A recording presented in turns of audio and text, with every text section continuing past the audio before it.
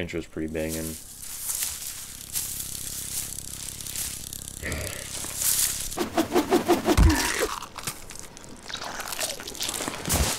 And then wait for it.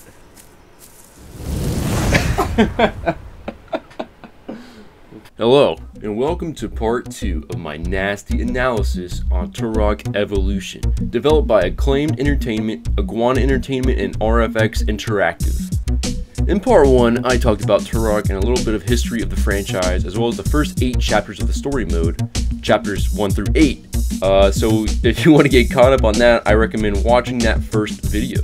But one thing I feel to talk in depth about is some of the mechanics of the game and why some consider this game to be unreasonably hard and frustrating at times, which is something we definitely need to discuss going into the latter half of this game.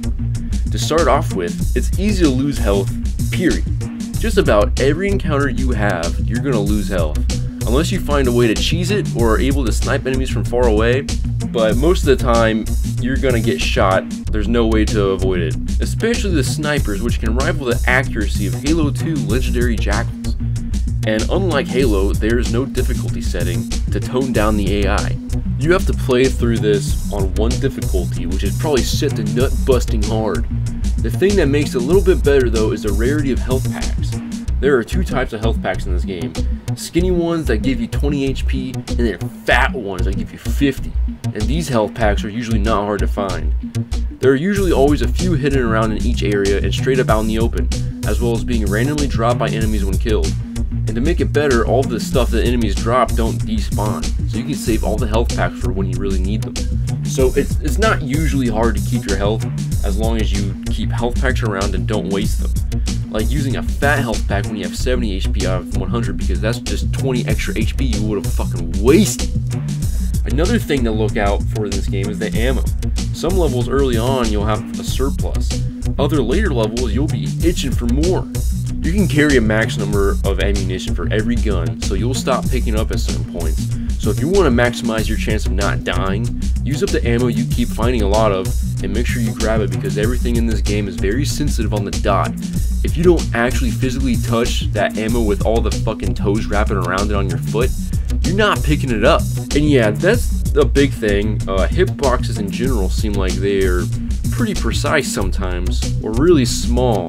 There's times where it definitely feels like I should have hit an enemy just for the arrow or bolt to graze their foreskin. There's a lot of this shit that's real finicky in this game, but it doesn't really start to show till the later last, few chapters. But let's go ahead and continue where we left off in the last video, where we finished chapter 8 and are going into chapter 9. What better way to start off this second half of the game but with a sewer section? The most nasty section of all. Most of this chapter centers around you going through the bowels of the city and fighting any slugs that are chilling down there, while also avoiding the waves of actual shit flowing out of the pipes. This is the real nasty part of the game. So what better time to show off one of my favorite weapons, the poison arrows. I glossed over the bow and arrows in the last video, but they pretty much act as your sniper in this game, with 3 different arrows you can get. Regular arrows, exploding arrows, and the poison arrows, which make the target sick shortly after being hit, resulting in them dying in a pool of their own puke. A nasty death, but not the nastiest. There's another weapon I should showcase here that is the most gruesome thing in the game, and it's this augment for the rocket launcher. Its official name is the Swarm Bore, but I'm used to calling it the bee launcher. It allows you to shoot a swarm of bees that track a target down and just fucking obliterates them by tearing them apart piece by piece until there's nothing left except for meat chunks and a torso. Pretty fucking metal. But anyway, most of chapter 9 is filled with these long sewer sections with a few differences in between. Get your fucking ass over here, dude! Yeah, fall in the dookie, you bitch! Like this section where you gotta cross a chasm while avoiding a line of snipers. I got so many fucking snipers. There's some music in this section that just for some reason is epic as fuck too. It stands out from a lot of the other music in this game.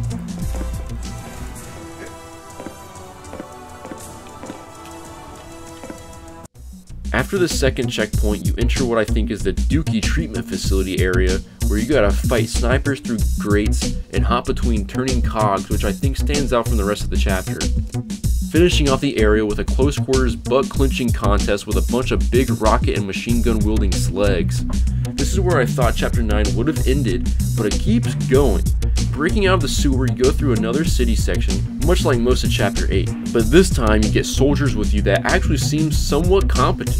We're making it out of this alive, boys, come on. At least until they get stuck on a wall or something. Where's the other one? Bro, what the fuck? Get your ass over here, dude. What is... Bro, come on. Dude, I will... After fighting the streets of the city again, this time you get to go into a library maze area where you gotta fight swarms of thick slugs that come running through, leading to you climbing to the top, breaking out through the glass alone, because your fellow soldiers must have the brain rot or something. You finally make it to the final section of the chapter where you must once again fight waves of enemies in a small street section that looks almost identical to the other street sections. Only real difference is you gotta fight one of those big monster motherfuckers in the middle of it. You then make it to the giant monument type building where you gotta fight your way to the top and reach the Senate chambers. You gotta blast your way through the various halls and chambers of the Senate, eventually reaching a giant pillar mini boss with turrets on all sides you gotta destroy. You also gotta avoid the snipers that are everywhere and on all sides of the circular area, and they don't usually miss. This section would be bullshit and probably almost unbeatable if it wasn't for all the medkits around, but there's just enough, because I used every single one. You go as far as just sticking your dick out from behind cover and you'll get blasted. Luckily, after dealing with all the turrets and fighting a few big boys, you get your first checkpoint of the chapter. You then enter an area with another cutscene, where you find what's left of the Senate. It pretty much just explains how the city is doomed and you gotta find the last member of the Senate in order to proceed with the city's self-destruct protocol, which is kind of a weird thing to have for a city, but I guess we're lucky someone thought ahead. It is the only way. But all 4 members of the Senate must be present to release the tethers. We do not know if the 4th still lives. Can you find the 4th and protect him until the tethers are released? Yes. You of course gotta battle through more corridors filled with slugs and gotta deal with generic puzzles of finding control panels and opening various doors. You keep doing this till you reach the outside where you gotta fight an extra large monster with rockets. And then you're able to hop on a gondola, which I never like these kind of sections in games where you're just on a moving platform waiting to get to the other side because you're just sitting there with your dick in your hand waiting to get fucking shot in the head. That happens here, as you wait atop this very slow moving tiny gondola with nothing to hide behind and little space to move, and you have to fight ships with heavy guns that fly alongside you. Afterwards, you get to another checkpoint and enter a section where you gotta unlock and open more doors. Awesome. You then gain access to an elevator that leads you to the chamber of the senator, only to find him beat the fuck up and die. But it's fine, you don't actually need him. You don't need this guy to destroy the city, so the last few sections have been completely pointless. I can't make the trip later though, but someone needs to activate the control terminal. Can you do this? Yes. And to top it off, you gotta immediately hop back on another shitty gondola. But at least the next thing to do is pretty cool, where you gotta operate 2 different turrets to fight off waves of slugs, ships, and parachute dudes until you have access to the tethers that bind the city together, which you did of course destroy, giving you 2 minutes to run for your life and get the fuck out of the city, segueing you into the next chapter once you reach the exit. This is chapter 11. I'm gonna tell you right now, the concept of this chapter is badass. But I absolutely hate this whole thing. This is another flying chapter and probably the longest one as well as the one filled with the most horseshit. The beginning area isn't bad and shows off the cool idea of flying through a collapsing city. Pretty awesome. The second section is where the shit stains really start to show. The objective is to destroy the 6 power cores on a tower in an area with barely any room to turn. Now, the first 3 are kind of a bitch because they're low to the ground and you only have time to shoot like 1 rocket before you have to fly up and back around. If you try to just turn around without pulling up, you're gonna hit the walls because your wingspan is utter shit and the area is too narrow. God damn it! This is also where I find out that you can change your flying POV, which, not gonna lie, helps in some sections because in first person it feels like you have more control and a better view. but getting those blown up is far from the dirty shit you gotta dig through in this section. The other 3 power cores are on top of the tower, but they are inside of a room with the only entrance being a hole that spins around the outer wall. This section really tests your patience, man, because you can't slow down or anything. You pretty much have to keep flying in a circle just to try to time it perfectly to throw one rocket at the core, while also avoiding giant ships that are constantly firing from underneath you. And it takes quite a few rockets just to destroy one core, so you're going to be flying back and forth trying to time this shit perfectly for a while. It took me almost fucking 30 minutes just for this one section. I'm going to go ahead and tell you guys that this is the only chapter in the game where I encourage the invincibility cheat, just so you have a better time getting through it and not having as bad of a time. Just because you have the cheat on doesn't make this level easier though, it just helps you so you don't die from all the bullshit firing at you while you're trying to deal with the real bullshit. I'm dead. Fuck! You're still going to die constantly just from collision. It's not bad in the first part, and this next part where you're flying through the falling city is pretty cool too. But once you start flying through the sewer sections, you'll see exactly what I mean.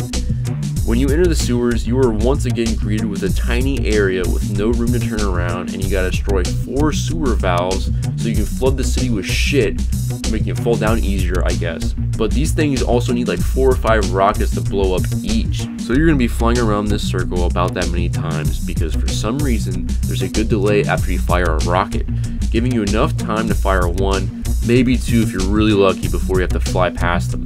So you're gonna be flying through this thing maybe 4 or 5 times. The real shitty part is after you blow up the shit pipes, ironically, where a door opens in the center that you have to fly down. I absolutely hate the layout of this. Not only does this room have hardly any room to turn that way, and once you do manage to get in there, you have to make the sharpest turn known to man just to get down in the pipe safely. Oh my god. It took me 2 goddamn many tries to always end up just dying right here. Once you finally make it through though, you got a long section of flying through tight tubes with a ton of explosions and a fire effect that covers your screen sometimes, making it hard to see. However, this is the final part of the chapter, and when you finally clear it and you are greeted with one of the 4 cinematic cutscenes in this entire game, showing the poorly designed city do what it was always destined to do, I guess, fall into the chasm it was built on top of. It also cuts to Bowser giving a speech. First time we've seen this guy, who I guess is the leader of the Slegs. I don't know, his name is Tyrannus, and he barely plays a role in this story to be honest, and you never actually fight him, so there's like no point to this guy. Maybe he shows up in the other games, but I don't know. This then brings you to chapter 12, another flying level. More flying, no. This section is all about moving through a tight desert canyon while avoiding collapsing monuments and slug airships, all of which are just obstacles you must overcome to reach this big dinosaur tank called the Juggernaut. It's a badass dinosaur that looks like one of those beasts the Gungans had in Star Wars, but it makes a cool boss nonetheless. Oh wait, what? It's not a boss? And we're just boarding it? This end of the chapter? Honestly, I can't be disappointed though, because I was very tired of flying by this point, but damn, this is probably the shortest chapter in the game. It could have easily just been tacked on to the end of chapter 11, but I guess they really wanted to hit a clean 15 chapters. This leads us into chapter 13, taking place completely within this Juggernaut dinosaur, which I think is a really cool concept for a level. This level pretty much acts as a true final level of the game, honestly, with the goal of infiltrating the super weapon base and destroying it from the inside. It's about what you'd expect, fighting through a gauntlet of the toughest types of slugs you've encountered in the game that keep respawning through the base when the alarms are going off, which they're pretty much going off all the time if you play like me. One shitty thing is you might need to look some stuff up. I saw that some people had trouble finding out you're supposed to hit this vent right here to jump up, but I didn't have that problem at all. Instead, the problem I had was when I was in the vent and couldn't figure out where I had to go. There's a ladder in there that looks like you gotta go up it, but there's a fan blocking you from climbing. I tried shooting at it to stop it, but that doesn't work. I had to look it up because I thought maybe it's a bug or something, but no, there's another ladder hidden in the vent. You have to stand up at a random spot, then look up, finding the ladder. The only time I had to look up what to do in this whole game. Continuing through the vent leads you to a room full of flamethrower slugs and these panels on the wall that randomly damages you if you touch them on accident. Well, anyway, you make your way through swarms of slugs and a maze of rooms that come across the cannons of the Juggernaut. This is another section I thought was kind of bullshit. You're supposed to destroy 4 terminals around the cannon to make the shields go down, but I did and couldn't figure out how to progress.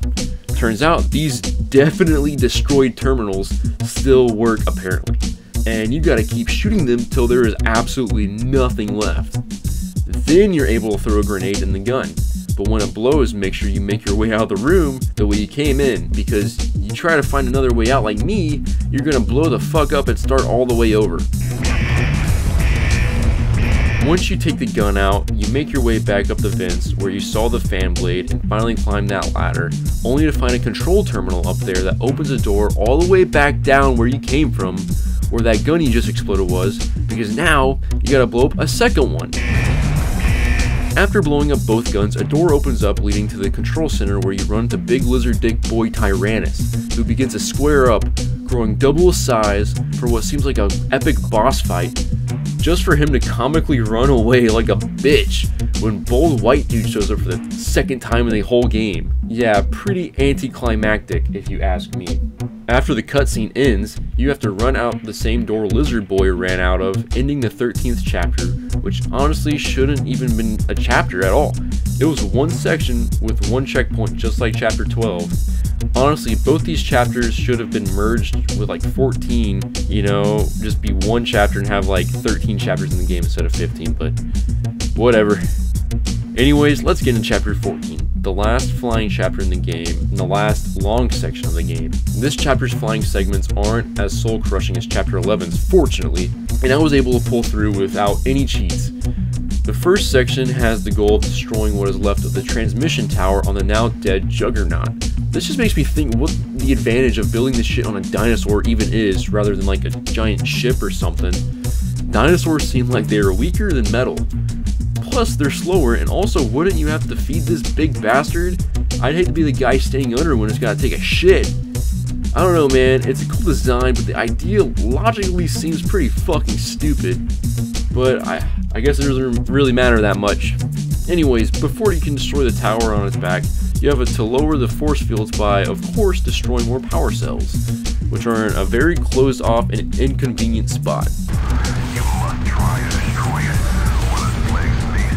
Dude, you can't do this. Sucks. After flying through this tight-ass tunnel back and forth for a while, I take them all out, then unload on the tower, moving on to the next section.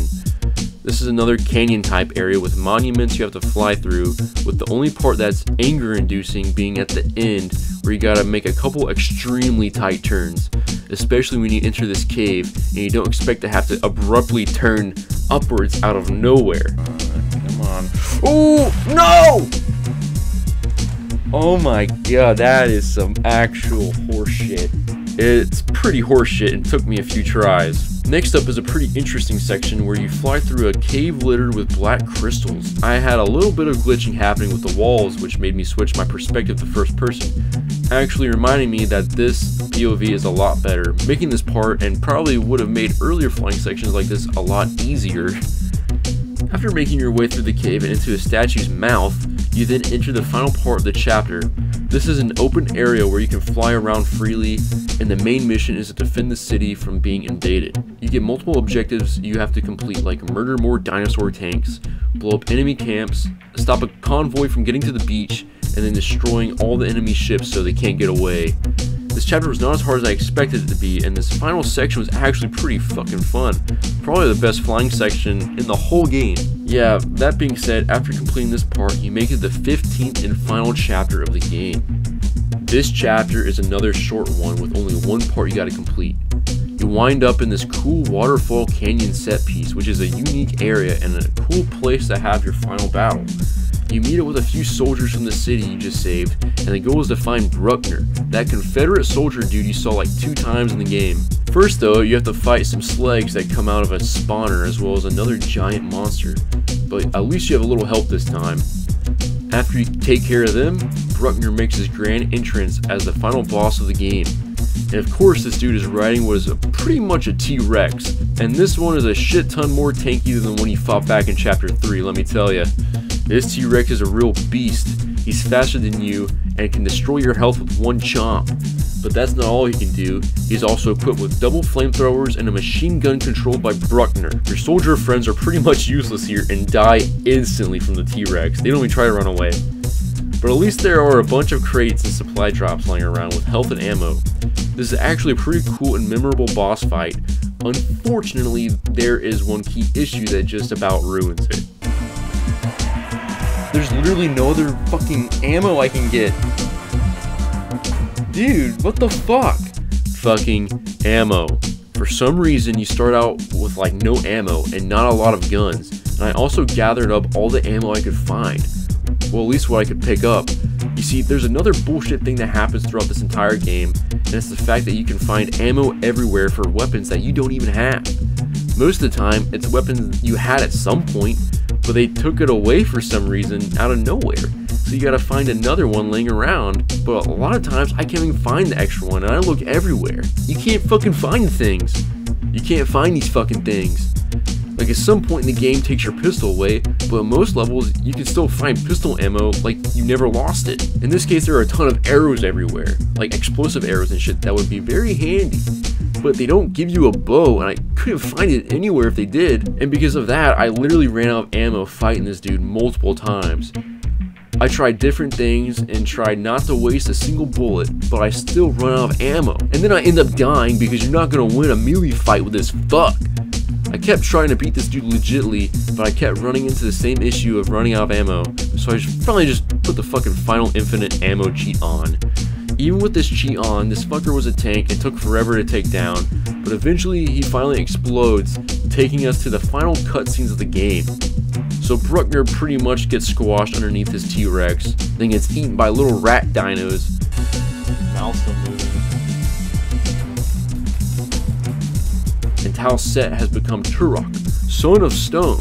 I am Turok. I am the son of stone. You then get a closing cinematic that pretty much doesn't show anything other than Turok putting face paint on, and off-brand Bowser giving a cartoon yell, finishing off the story mode of Turok Evolution.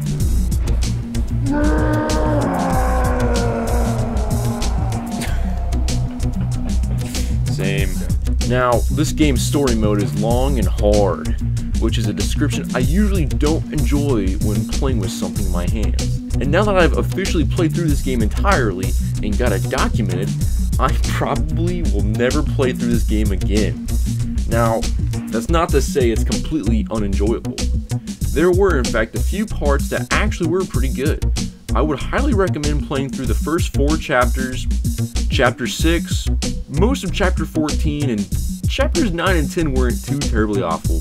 And the gameplay is not bad, and pretty enjoyable. The only real shit parts of the game are the long-ass checkpoints, the horrible deaths you can't avoid like ladders and explosions, and the god-forsaken flying, in particular in Chapter 11.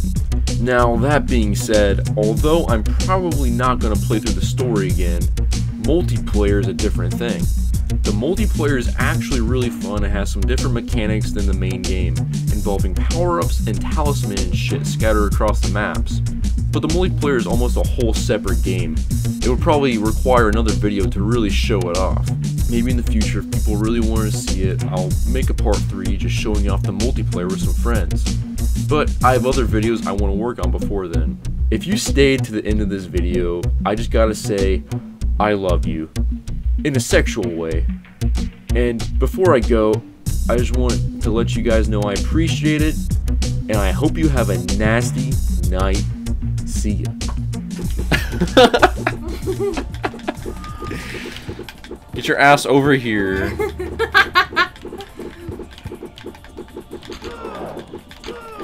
What?